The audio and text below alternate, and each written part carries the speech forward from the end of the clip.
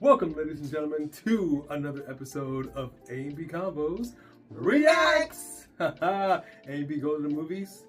A&B goes to the movies. We We can say that on the movie review. Well, this one because we are actually talking about this is not a TV show. Right. So this one, this will just be Reacts. Not just a TV show, apparently the TV show. Who knew? The reality is we're a little late. Just a little bit. On the Stranger Things train. People said, you gotta, and I'm like, I don't tell wanna. me what to do.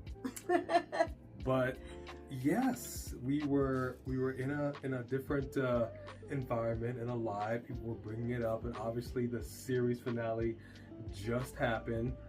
Everybody's all abuzz, and we said, okay, you know what? Let's just do it. Let's just do it. Don't tell us anything, because we literally haven't seen any of Stranger Things until now. I think the easiest way to explain this show, I think our friend Steven said the perfect explanation when he said that this is as if Stephen King wrote The Goonies. And I think that's a really good breakdown. And there's so much going on. It's for sure emotional, but it also reminds me of several other movies and shows, Poltergeist, just a lot of different inspiration.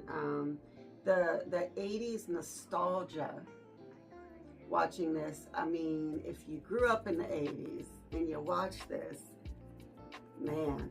I mean, picture this. There was this device that the mom was communicating with. It was on the wall.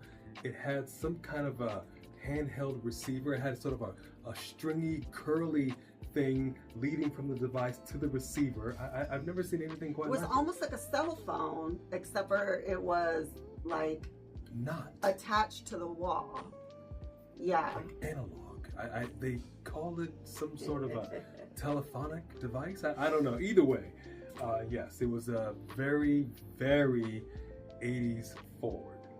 Very. I mean, yeah, they did a good job of making you feel like they were for sure in the 80s. So the basic premise is that these kids, there's 4 friends who are very much into Dungeons and Dragons. Shout out to our oldest, who is also into, and our niece, who is also into Dungeons and Dragons still, which is something I've never gotten into, just because I don't think I'm smart enough. I don't know, there's so much you need to remember and know, but it's kind of, once Pokemon cards came along, whenever you actually, before the video games and stuff, Pokemon! You actually had to know who did what and how to hurt them, and it was a card game. And Dungeons and Dragons is a board card game, except for there's usually one friend who's writing the story. You have the different characters who have different strengths and weaknesses and things like that, and weapons, but you have one main person who is the narrator, who's creating the story. That still is the case in the Dungeons and Dragons. I think it's called like the Dungeon Master or something. I don't know. I should have asked before we started doing this. I should have asked my daughter, but very quickly it turns into a crossover between the underworld, which is reminiscent of, was it the movie Us? Yes, and to be clear, this is not Underworld, the vampire Lycan movie. No. This is the Upside Down. The Upside Down. So it's like, if you ever saw the movie Us, there was underground, there was the same world that was like gross and creepy. So this was like, also kind of reminded me of the Langoliers, like the world that was left behind that's dying, kind of. But so there's the government is doing experiments, and I also thought this is for being in an age where people do not trust the government as it is. this movie is just feeding into what the government is doing, experimenting with people. The government actually really did experiment with LSD and psychedelics back in the day because they were trying to use it as a medication.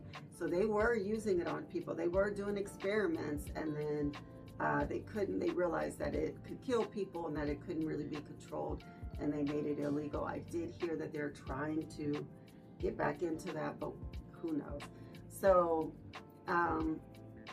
now we have a boy who is taken, and he's now in the upside down, and you have all the different people who are in a relationship in some way to either the boy who's gone missing or to the upside down, because the government's meddling and experiments open that door. And then we have 11, who is a child who was human trafficked, basically stolen by the government, raised by the government for experiments, and now has these psychedelic powers, and her role in trying to help them recover this missing child. So what did you think about this first season? I'll tell you what, this is very interesting. Not having watched this show at all, not really even knowing what the show was truly about, it just wasn't something that particularly caught my interest, and I didn't really have any desire to go out and see the show. But that was the same thing with Game of Thrones until she got me into it, and then who knew? There we are. We just powered through Game of Thrones, and I'm on the Arya Stark train. So I don't know who's going to be my favorite at the end of all this, but I think the first season started off really, really strong. Like she said, you have these young kids, and they're now caught up in a situation where everybody's kind of living their lives, and it's just a normal day, any town in the USA. And then some oddities start taking place. The beauty of this is that you do have these kids who are into D&D. So they already are kind of in this mindset of this other world. So they were a little more open. I don't know if I want to say, yeah, I guess open, more, accepting of these possibilities versus the adults, especially the police officer who obviously went through some stuff with his daughter in this film. So in this show. So adults generally are a little more jaded, a little more and you see that as it gets older. His he has the main protagonist has a sister that is in high school, and so you kind of see that you got the young kids in a lower grade, the high school, the parents, the police officers. So there's like these levels of walls, if you will, of jadedness, of things that they're willing not to accept. And then you've got the other side, you've got these bad guys, if you will, the bad guys, as Eleven will point out, who are all in on this because they know things that nobody else knows. And so you're starting to see this unfold as every episode goes on. And I got to tell you, this one right here, she was getting a little. Well, anyone who knows me or watches our other channel, our wrestling channel, I don't watch scary movies. And when I heard that it was kind of like Stephen King-ish, I was like, so yes, I did some hiding. But then ultimately I did watch. I watched and I saw, and once I saw the monster is not scary to me. He just looks like a tulip with teeth to me, like a root. I don't know. He kind of reminds me of Groot in a way, and Groot is not scary, but the jump scares and the who's coming and it's dark and things coming through the walls, just clawing at the walls. I mean, that part. What's that called? What is it called when they're trying to suspense? It's the suspense. I get it. That is scary, not the monster, but it was a little hard because as many people that has told us to watch it, I mean, I don't expect everyone to remember or to think about this, but the cop did lose his daughter to cancer, and that's a hard subject for us, and we were watching it with our daughter, so there was that moment where it was kind of hard for us. We got a little emotional, her and I. Did you? No. I wouldn't so much say that I got emotional. That was a very particular time in our lives. I will say that I got concerned. Certain things will come up over time that I know they're particularly sensitive to. So once I saw that, I'm like, oh, jeez, we didn't need to. Of all things, why did it have to be this? And I looked over at him. Our youngest said she had already watched the majority of Stranger Things, so she was not unfamiliar with it. She might have forgotten about that aspect of it. There's some things that she had been like 5 about. years or something. Yeah, so she's been appreciative of watching it, rewatching it with us again. So I was definitely a little concerned about that, but we got through it. They didn't harp on it too much, and we kind of moved on. But you can kind of see how that played into his character. And now, towards the end of season 1, he's making a deal, if you will, with the bad guys. And I don't know what's going on. Well, okay, so the deal that he had made with the bad guys, I thought ended at telling them where she was, However, him leaving food in that box at the end with the waffles wrapped up, Kind of telling. That was kind of telling. So we're excited to go into season 2. I now get it. I understand. They had me as soon as they introduced 11 into the show. Elle, they had me with her. I know that this is a show and it's make believe, but because of my heart towards human trafficking and child abuse and things like that, my heart just connected to her. She's a phenomenal actress. And the one thing I could say is that I thought everybody did a great job. I feel like Winona Ryder, if you've ever seen an interview with Winona, you know that she was a really weird, awkward kid. And when Beetlejuice came along, she basically, that role was her. It was for her. She almost played herself. And so many of the roles she's played were very specific to things that she related to. She played someone with borderline personality disorder in The Girl Interrupted, and I loved that. Obviously, being somebody who has borderline, I felt like she did a really good job of being, having a borderline break. Living in the crazy and going, this is just who I am, and then realizing, well, hold up, you know what I mean? I'm crazy, but I'm not that crazy, and I think I could dial this in and get out. Whereas a lot of people in here are lifers, and I don't want to be one of those. And I felt like that was a really good message for those of us who struggle with that. And so looking at her in this role, not only was she phenomenal, but I felt like this must have been her dream role as an adult, because this is right up her alley. So I just felt like the characters, I really felt like I connected with the sheriff. I liked him. He was because of the loss of his daughter, he was not going to stop. What were some of your strong suits that you liked? I'll just simply say every episode had me wanting to watch the next one. And that's what I like about the show. There was a different show that she started to watch on Netflix. What was it, like a murder mystery or detective show? What was that The show? Residence. The Residence. She was like, okay, let's watch this show. And I'm starting to watch it. I'm like, this ain't it. For me, she enjoyed it.